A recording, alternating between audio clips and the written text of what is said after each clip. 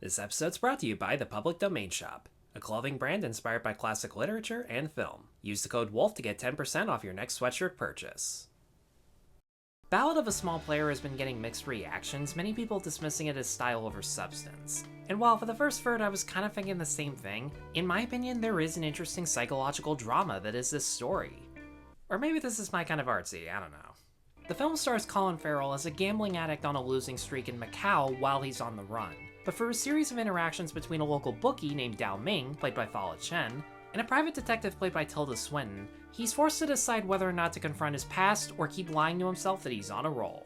Now this is directed by Edward Berger, who most people know for All Quiet on the Western Front and Conclave. I know him best for Patrick Melrose, one of my all-time favorite shows. Not just for easily Benedict Cumberbatch's best performance, but his visual style was so meticulous that everything from the cinematography, editing, even the costume and set design, told the story as much as Cumbernuts and the script did.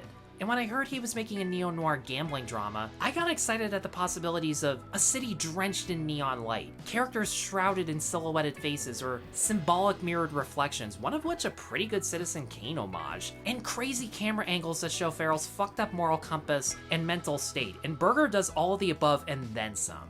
The amount of massive wide shots to portray isolation or a feeling of hopelessness are gorgeous to look at, and are contrasted with extreme close-ups of Doyle drenched in sweat, losing his mind, sometimes in a Dutch angle to crank the anxiety up to 11.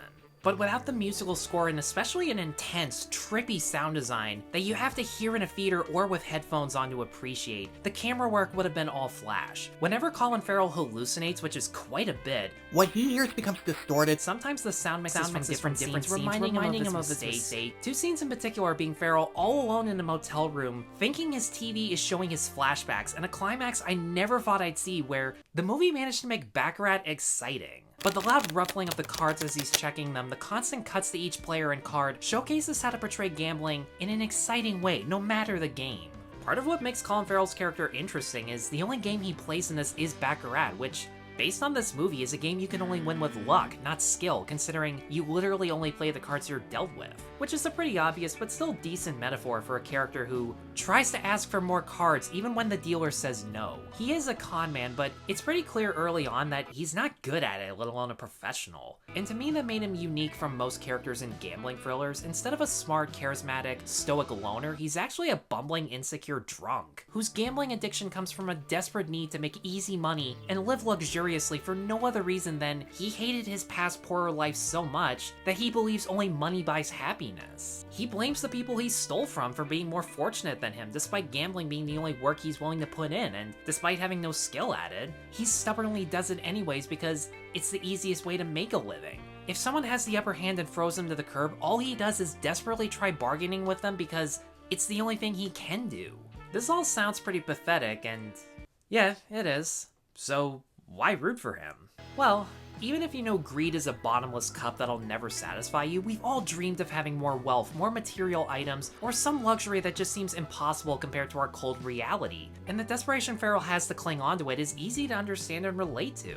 But once Fala Chen and Tilda Swinton enter his life, he now has people to hold him accountable for his actions. One who, due to his infatuation for her, sees the good in him and encourages redemption. The other just flat out demands it. For their confrontations and hallucinations we experience of his dirty deeds, we see deep down he has a lot of repressed remorse and anxiety for his actions that are terrifying enough to sympathize without excusing him. And at certain points he demonstrates an ability to learn from his mistakes. It's whether or not he can let people into his life and listen to them in order to redeem himself. When he gambles for himself, the odds are against him, but when he risks his money for others, it's a 50-50 chance. And I can't explain why without spoiling anything, but there is an oddly weird spiritual journey that he goes through that was really interesting.